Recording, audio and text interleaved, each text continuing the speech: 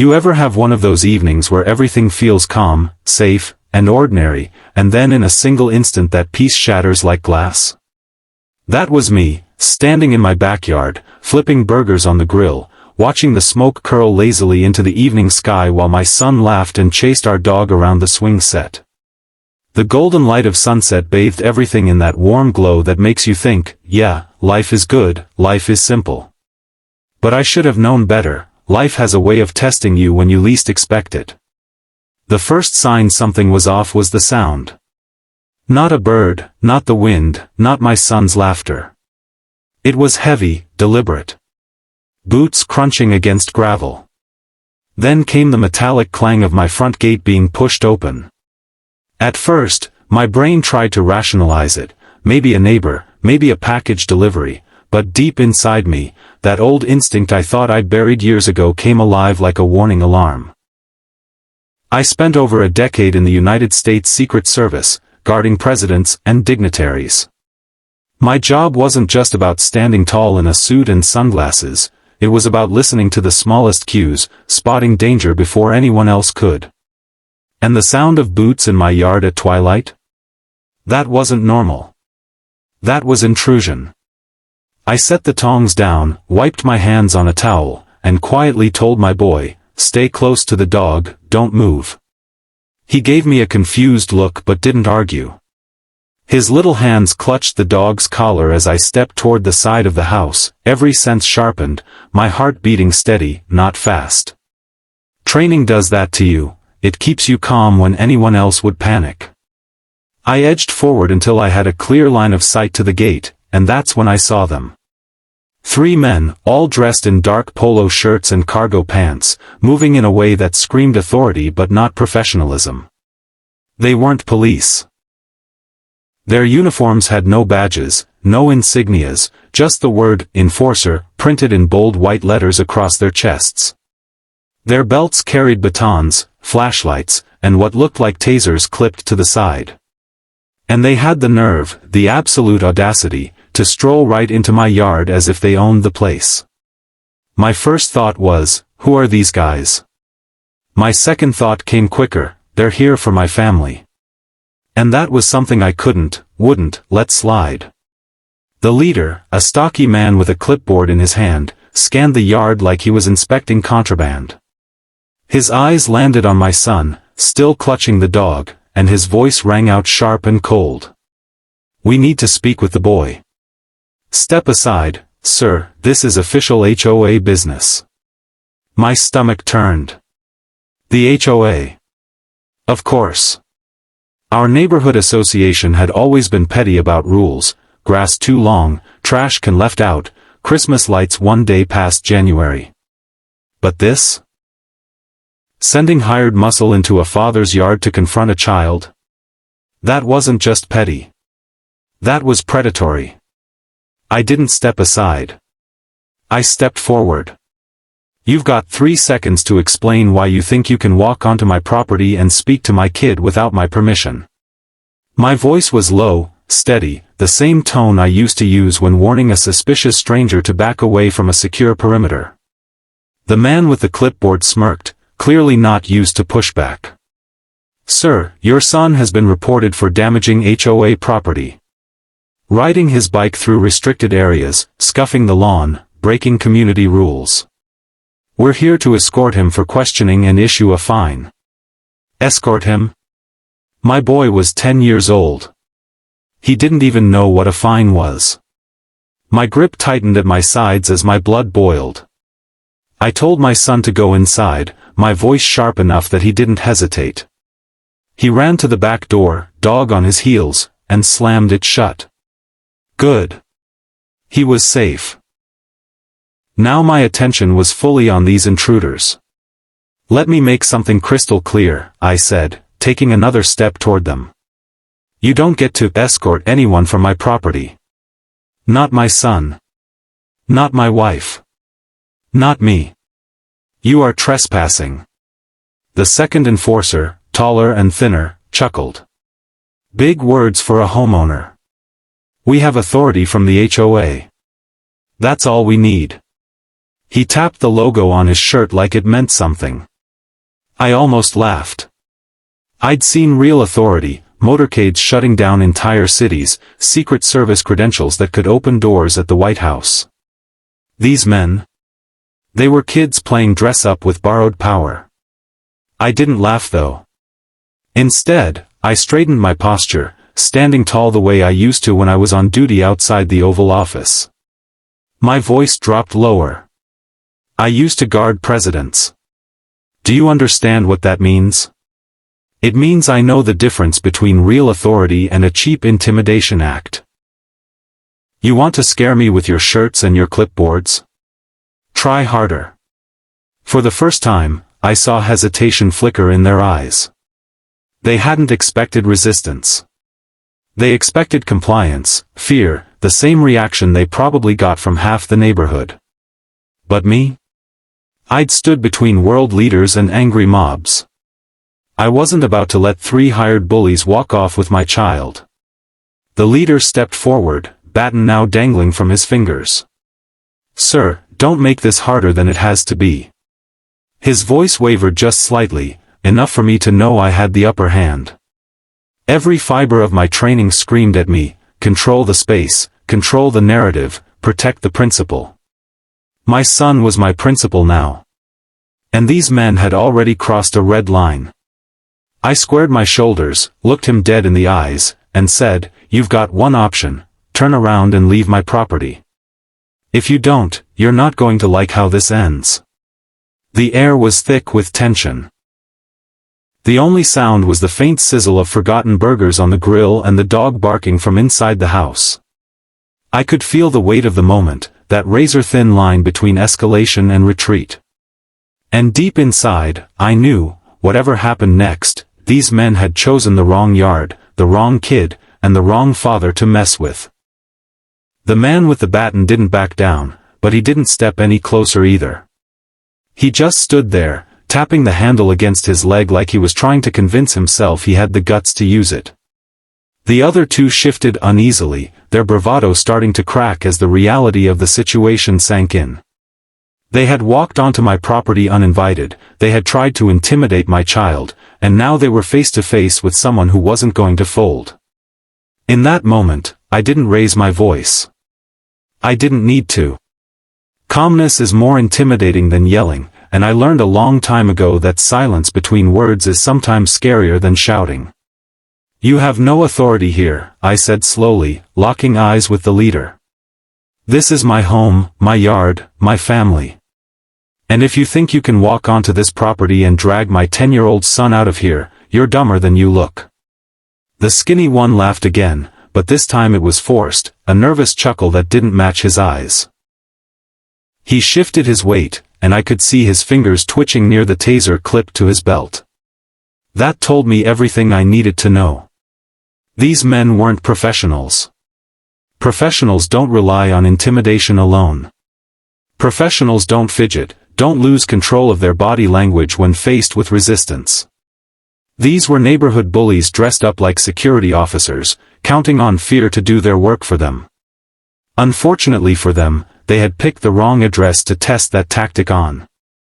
I took a step forward, closing the gap just enough that they realized if things turned physical, I'd be the one setting the pace. "Let me ask you something," I said. "Do you have a warrant?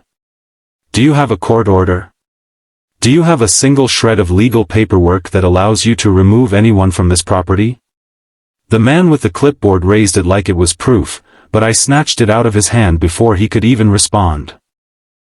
One glance was enough to confirm what I already suspected. It was nothing more than an HOA violation notice, with no signatures from law enforcement, no seals, no legal weight at all. Just printed text on cheap paper with a big logo at the top. I crumpled it in my hand and tossed it back at him. "This," I said, "isn't worth the ink it's printed with. You don't have the law on your side. You have threats. That's it. And threats mean nothing to me." I saw his jaw clench. He wasn't used to being dismissed like that. But before he could find his footing, I leaned in just a little closer and lowered my voice so it cut like steel. You know what happens to people who rely on intimidation instead of authority? They fold the second someone pushes back. And I promise you, if you make one wrong move toward that door, you won't just regret walking into this yard, you'll regret ever putting on that shirt. The tension in the air thickened. I could see their eyes darting toward each other, silently debating whether to double down or retreat. That was always the turning point in situations like this. Back in my service days, I'd faced crowds that could turn violent in seconds, and I learned how to read that moment, the instant when men decide if they want to fight or flee. These three? They were teetering right on the edge, all bluster but no backbone. Then the tall one decided to test me. He took a slow step toward the back door where my son had disappeared, trying to call my bluff. I didn't give him the chance. My body moved before he could even lift his hand. In one fluid motion, I grabbed his wrist, twisted it outward in a controlled maneuver I hadn't used in years, and dropped him face first into the grass. He hit the ground with a grunt, his taser clattering uselessly out of reach. I pinned his arm behind his back with just enough pressure to let him know I wasn't playing games, but not enough to cause permanent damage. Control, not cruelty, that was the key. The other two froze, eyes wide. They hadn't expected that. Most people probably backed away when they flexed their uniforms, but me? I had muscle memory that went deeper than fear. I'd spent years neutralizing threats before they had a chance to escalate, and now I was doing the same thing in my own backyard. That's lesson number 1, I said calmly, keeping the man pinned in the dirt. You don't approach a child. Ever. Not in my yard, not anywhere. You're lucky I didn't break your wrist for even trying.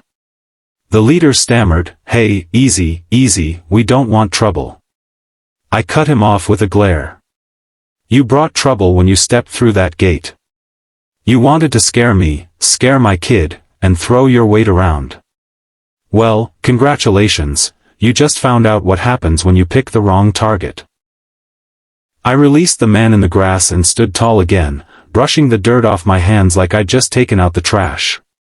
The one I'd dropped scrambled back to his feet, clutching his wrist, his face red with embarrassment more than pain. He didn't come near me again.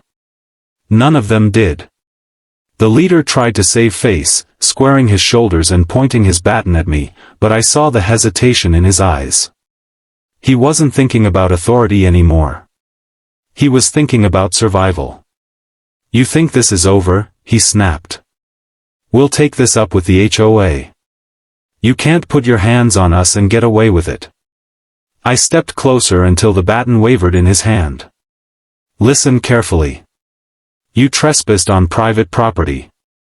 You attempted to intimidate a minor. You pretended you had legal authority when you didn't. Do you want me to call the police right now and hand them this entire situation on a silver platter? Because I can promise you, your little HOA won't protect you when you're facing charges. Silence. The three of them stood there, breathing heavy, looking at each other for an answer. None came. Finally, the leader muttered a curse under his breath and gestured to the others. Let's go. They turned and walked out the same way they came in, their shoulders hunched, their tough guy act completely shattered. I didn't follow them. I didn't need to. The message had been delivered loud and clear. When the gate slammed shut behind them, I finally allowed myself a deep breath. My hands weren't shaking. My heart wasn't racing. The calmness stayed, the same calmness that had carried me through every motorcade, every protest line, every threat assessment I'd ever faced. But when I turned back toward the house and saw my son peeking nervously through the glass, the weight of what almost happened hit me harder than any confrontation ever had. They had tried to take my boy. And that was a line no one could cross. The second I let that man up from the grass and saw all three of them retreat toward the gate, my instincts didn't let me relax.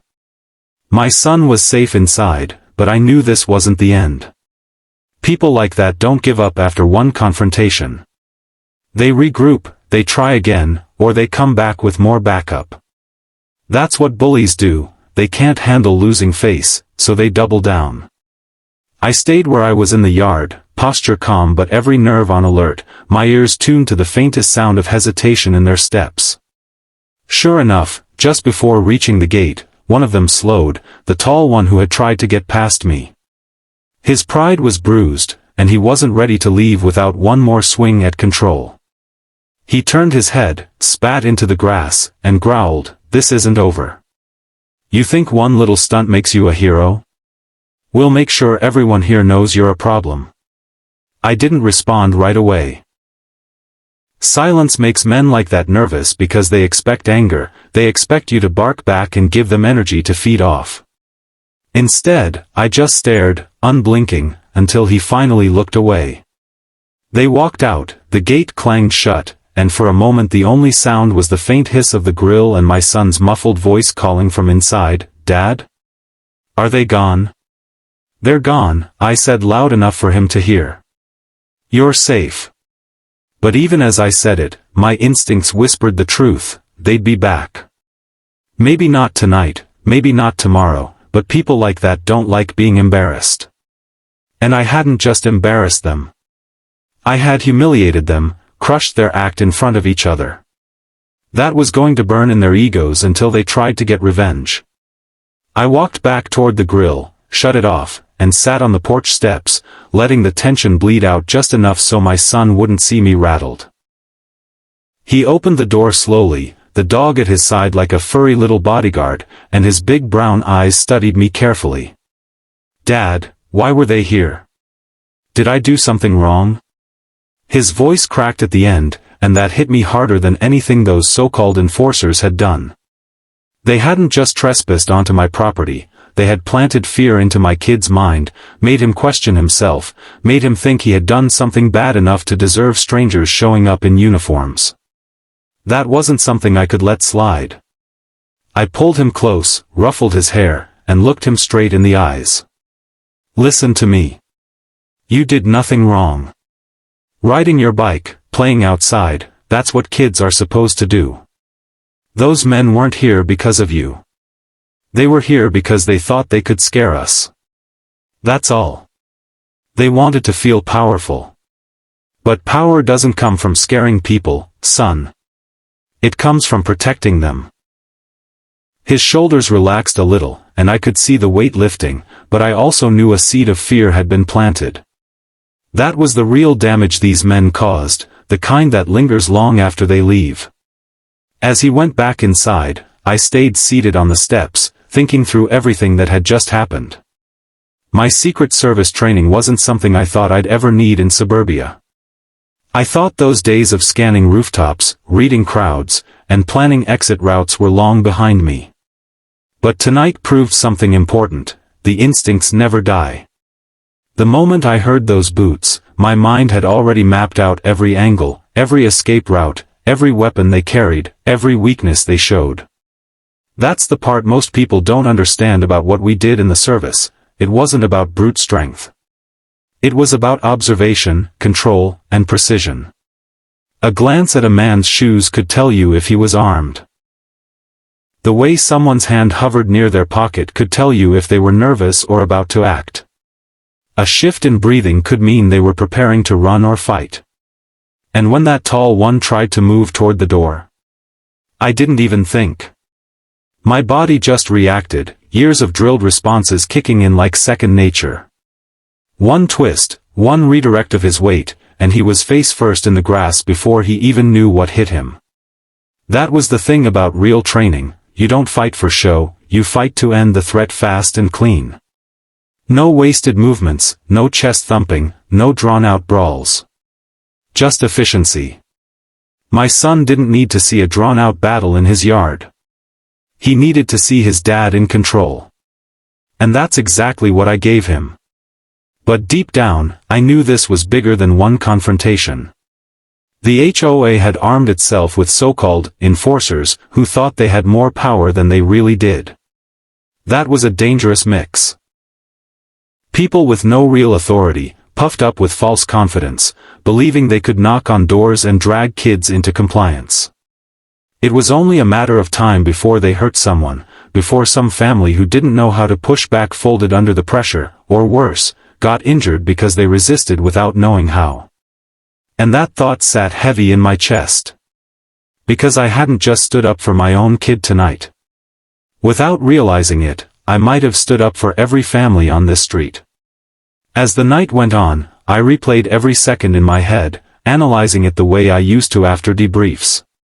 What had they been trying to accomplish? Why come in numbers, 3 against 1 dad? Why target a kid instead of addressing me directly? My gut told me it wasn't about my son's bike at all. It was about testing us, seeing how far they could push before someone broke. Maybe the HOA thought if they scared enough families, they could squeeze more fines, more compliance, more submission. But they had miscalculated. They had walked into the wrong yard. They had looked the wrong man in the eye. And now, whether they realized it yet or not, the balance of power in this neighborhood had shifted. I stood, locked the gate behind me, and double-checked every entry point to the house before finally calling it a night. My son was asleep by the time I peeked into his room, the dog curled at his feet like a sentinel. Watching him breathe peacefully, I made a silent promise. I wasn't going to let anyone, HOA enforcers or otherwise, make him feel unsafe again. If they came back, I'd be ready. If they tried to push harder, I'd push back harder. I had guarded presidents from threats bigger than these clowns. And protecting my boy? That was a mission I'd never retire from. The next morning, sunlight poured through the blinds, but the heaviness from last night hadn't lifted. My son ate his cereal quietly, his eyes flicking to the window every few seconds as if he half expected those men to come stomping back into the yard. That wasn't how a child should start his day, and it fueled something deep inside me, a fire that had been smoldering ever since I saw them target him instead of me. I'd spent years in the Secret Service standing between danger and the people I was sworn to protect. That job never ended, not really. Only now, my principal wasn't the President of the United States. It was my son, and I was going to make sure those so-called enforcers, and the HOA that unleashed them, learned exactly how badly they had overstepped. Once I dropped my boy at school, I came back home, poured myself a strong coffee, and sat at the kitchen table with my phone and laptop. My first move wasn't physical, it was strategic. The same way I used to prepare threat assessments, I started gathering intel. I replayed the footage I had recorded last night, pausing on their faces, their uniforms, their fake paperwork. Every detail mattered. Then I called a friend of mine, an old colleague from my service days who had moved into law enforcement after retirement. He wasn't just a cop, he was a detective with a nose for fraud. When I told him what happened, there was a long pause on the other end of the line, and then he said, "Send me everything. Now." I emailed the video, snapshots of the violation notice, even a quick sketch of their equipment. It didn't take long before he called back, his voice laced with disbelief. "These guys aren't licensed. At least not in this county. No record of them under any security firm registered with the state. Which means they're either operating illegally or the HOA hired them off some back alley list of contractors. Either way, you've got them nailed. You want me to open a file?" "Not yet," I told him. "I want to see how far they'll go. But keep this on standby. If they show up again, I'm calling you first." He agreed, but his warning stayed with me, "Be careful, man. Cornered dogs bite." With that, I sat back and thought about my next step. It would have been easy to storm into the HOA meeting, slam the footage down on the table, and tear them apart in front of the whole board. But easy wasn't always effective. People in positions of false authority rarely back down when confronted head-on, they dig their heels in deeper. No, this needed to be a chess game. I had to outthink them, outmaneuver them, and make sure when they finally fell, they wouldn't be able to get back up. That afternoon, I noticed neighbors lingering longer than usual near my yard. One woman walked her dog past twice, her eyes darting toward my porch. Finally, she approached. I heard what happened, she said quietly, her voice trembling. Those men came to my house last month. Said my daughter's basketball hoop was a violation. They threatened to fine us and to remove it themselves if we didn't comply. We couldn't afford a fight, so we took it down. Her words hit me like a punch. It wasn't just me. These men had been making the rounds, spreading fear, shaking down families who didn't know how to fight back. And that was exactly what I suspected last night. They were testing the limits, pushing to see how far they could go. Did you record them? I asked. She shook her head. No, we were too scared. They said if we did, they'd call the police for harassment. That made my jaw tighten. Classic bully tactics. Intimidate, lie, isolate people so they feel powerless. But now, thanks to my footage, the HOA's little operation had a spotlight on it, and bullies don't like the light. Later that evening, just as the sky was turning orange with sunset, the inevitable happened.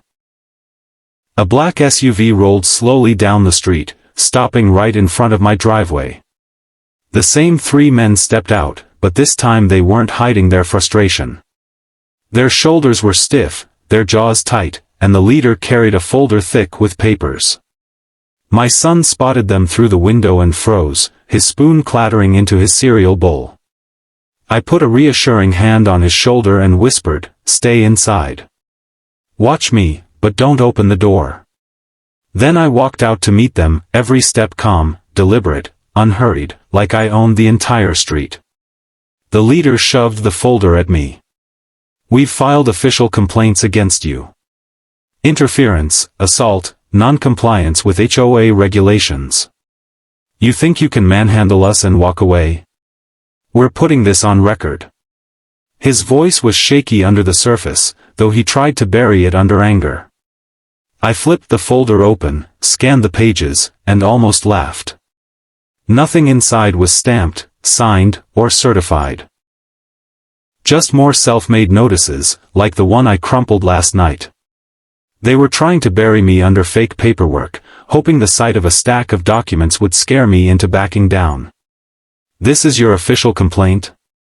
I asked, holding up a page. "Because what I see here is forgery, fraud, and harassment.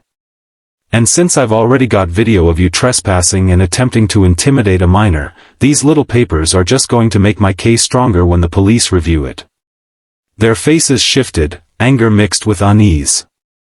I could see the cracks forming again. So I pulled out my phone, hit record, and pointed the camera at them. "Say hello to the camera.